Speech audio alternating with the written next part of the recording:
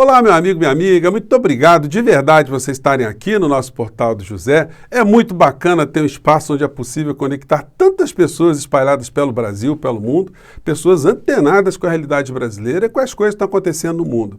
Estamos agora há 102 dias das nossas eleições presidenciais e muitas análises e previsões que eu fiz aqui com vocês de meteoros, de situações que estavam vindo contra o governo Bolsonaro estão se confirmando. E um meteoro de grandes proporções atingiu hoje o núcleo do governo Bolsonaro, sobretudo no núcleo que dizia que no governo não há corrupção, no discurso, que era um governo que não tinha corrupção. O que está sendo desnudado hoje, através da prisão do ex-ministro Milton Ribeiro, é apenas o começo. Outras situações estão vindo pelo caminho. Eu vou conversar com vocês sobre essas situações que estão acontecendo no Brasil, conexões com assuntos, com temas que estão se dando lá fora do Brasil também. Mas antes de mais nada, se você está chegando agora no nosso portal, se inscreva, você que é muito bem-vindo, conheça também os nossos outros vídeos, compartilhe. Dê o seu joinha e mande para cá os seus comentários, porque são sempre lidos, são sempre considerados. E, se puder, participe dos nossos chats aqui, que eu sempre abro antes das 5 horas da tarde e depois a gente entra no ar, tá bom? Então, vamos seguir em frente. Gente, os meteoros não estão atingindo só a direita aqui no Brasil, só o discurso dessa gente, não. Lá fora estão acontecendo coisas muito sérias, como, por exemplo, essa comissão lá na América do Norte, que está apurando a responsabilidade do ex-presidente da República, deles, numa tentativa de golpe, numa conspiração. A coisa ganhou o noticiário de uma maneira geral e está sendo transmitida pelas redes de televisão como se fosse um grande reality show. Mas é um reality show onde não há nenhum tipo de ficção. Houve uma tragédia muito grande para a vida de muitas pessoas lá em função desse desejo do ex-presidente de se manter através de trambiques à frente dos Estados Unidos. Aqui no Brasil, esse modelo que lá fracassou, muitas pessoas estão sonhando também, ou pelo menos uma parcela delirante, que é possível reproduzir no Brasil essa ruptura institucional. Eu sempre tenho alertado aqui que não existem condições que isso aconteça no Brasil. Esse discurso sempre foi um discurso muito alarmista. Isso não significa que esses insanos, porque o que a gente pode esperar de insano? Insano com preocupação de não ser preso. Que essas pessoas ajam de uma forma absolutamente desesperada. Isso pode ser visto, inclusive, no comportamento do atual presidente da República e de algumas pessoas que estão no seu entorno e que começam a perceber também o que é que está acontecendo. E os meteoros não estão atingindo só a direita lá, não, porque aqui na América Latina nós estamos vendo que os ventos democráticos, os ventos de ideologias mais próximas da social-democracia, da esquerda, do socialismo, elas estão aí vicejando por vários lugares, E na Colômbia não foi diferente. Por mais que a gente dê nuances às colorações ideológicas, é fato que houve uma ruptura extraordinária na estrutura de poder lá na Colômbia com a eleição de uma chapa eminentemente de esquerda, democrática. Enfim, isso vai fazer com que a configuração política na América Latina seja modificada e isso será um objeto aqui de análises que eu vou fazer com vocês só sobre essas questões. Mas hoje o assunto aqui está mais local, são assuntos mais candentes para todos nós, Mas isso serve de pano de fundo para a gente ver que existe sim uma chuva de meteoros que estão atingindo essas ideias ou esses grupos de pessoas que manifestam esse tipo de ideias que são absolutamente retrógradas, como a gente tem analisado sempre aqui. E no Brasil, no dia de hoje, nós já tivemos mais cedo, eu fiz aqui um encontro com vocês, onde eu falei em primeiro lugar, as primeiras informações da prisão do ex-ministro, /pastor, /negociador, /atirador, que aconteceu de manhã cedo, o senhor Milton Ribeiro, e eu antecipei para vocês, analisando sempre o caráter do presidente da República, que ele não ia reafirmar em hipótese nenhuma, porque o comportamento dele é sempre um comportamento acovardado, é um comportamento de não enfrentar situações, que ele iria ter o comportamento que, de fato, ele veio a ter na sequência. Eu estou vendo aqui no G1 uma amostra disso aí, Eles fizeram, inclusive, aqui uma dupla exposição do presidente antes e depois. Vamos ver aqui um trechinho, gente. Vota. O Milton, coisa rara de falar aqui. Eu boto a minha cara no fogo pelo Milton, minha cara... Quando disse que colocava a cara no fogo, gente, é porque ele sabe, o presidente sabe, que foi ele que indicou esses pastores para conversar com o Milton. O Milton não sacou esses pastores de lugar algum, o Milton não conhecia esses pastores. Eles vieram através de Bolsonaro, eles estavam ali o tempo todo dentro do Palácio do Planalto. O Bolsonaro está fazendo negócios com essa gente, o Bolsonaro está protegendo o interesse dessa gente, é por isso que eles retribuem, dando um tipo de respaldo a Bolsonaro dentro das suas igrejas, o que é uma coisa absolutamente constrangedora para os cristãos verdadeiros de verem a associação que esses pastores fazem de Bolsonaro a alguma coisa boa dentro do cristianismo. Então o Bolsonaro hoje, como um covarde que ele né? Infelizmente, chegamos a esse ponto de falar uma coisa dessa de um presidente da República, porque ele está nesse campo mesmo. O comportamento dele apenas confirma isso que eu estou dizendo para vocês. E a situação, ela ganha contornos também muito curiosos, né? Porque a primeira-dama atual, né? A número 03 ou 04, sei lá, do Bolsonaro, tinha relações muito próximas com o pastor. Michele Bolsonaro saiu em defesa de Milton Ribeiro no dia da exoneração. Deus vai provar que ele é uma pessoa honesta. Esse pessoal gosta de colocar tudo nas contas de Deus, né? Os vigaristas adoram usar o nome de uma entidade religiosa, de um Deus, de uma imagem, né? Sempre para conferirem uma legitimidade nos seus comportamentos trambiqueiros. Isso acontece no Brasil, acontece em outras partes do mundo também, e ao longo da história a gente pode pegar milhares de exemplos dessa situação.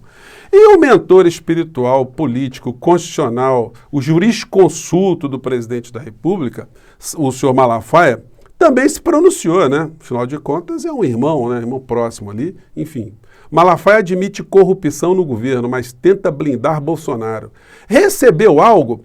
Então o jurisconsulto do presidente da República, ele acha que o crime de corrupção você tem que ter a prova, né, de ter recebido alguma coisa. Gente, o crime de corrupção basta a promessa, o pedido, a solicitação do recebimento de uma vantagem ilícita para si ou para outra pessoa.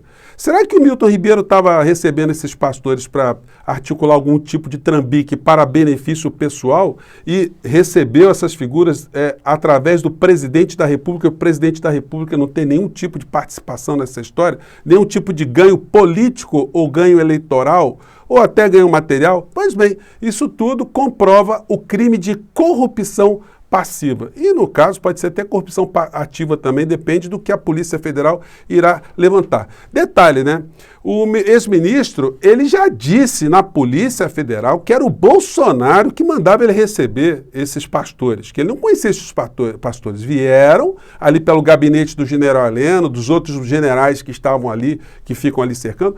Um pastor teve mais de 90 vezes lá no Palácio do Planalto. E aqui, muitas vezes, analisando a agenda do presidente da República, eu denunciei várias vezes que o presidente se reúne com pastores vigaristas, empresários religiosos. Ele usa a estrutura do poder para visitar essas figuras, para prestigiar inaugurações privadas, para darem carona, para dar carona para essas pessoas dentro do avião presidencial. O presidente, nesse final de semana, ele passou 2 dias só fazendo eventos privados para fins eleitorais, transmitidos pela rede pública e sonegados esses eventos pelos grandes veículos de comunicação. E aí eu gosto de frisar, né? Mas por que, professor, você acha que eles estão escondendo o Bolsonaro? Não, eles não estão escondendo o Bolsonaro, eles estão escondendo aquilo que o Bolsonaro está escondendo. Os grupos econômicos, os grupos empresariais, os interesses econômicos que Paulo Guedes e o Arthur Lira estão conduzindo contra o povo brasileiro. Esse é o jogo, gente. Aí o Malafaia saiu com essa, então ele acha que se não tiver uma prova que Bolsonaro recebeu, que não existe crime. É a cabeça do psicopata que acha que matando uma pessoa e incinerando o cadáver, que não haverá o crime de homicídio. Então, na cabeça do criminoso, muitas coisas também são vistas de uma forma deformada. Mas, para isso, agora estamos vendo a Polícia Federal agindo. E detalhe, né? A Polícia Federal só está agindo porque o Milton Ribeiro, quando ele saiu do Ministério da Educação, ele perdeu a blindagem. Ele não tem mais foro privilegiado dentro do Supremo Tribunal Federal. Aí o juiz de primeiro grau, diante das informações ali que a Polícia Federal prestou ao Ministério Público Federal sem interferência do Augusto Aras, porque se caísse nas mãos de Augusto Aras esse troço, a gente já sabe para onde iria, né? Ou seja, para lado nenhum. Então, a situação do ministro ficou complicada.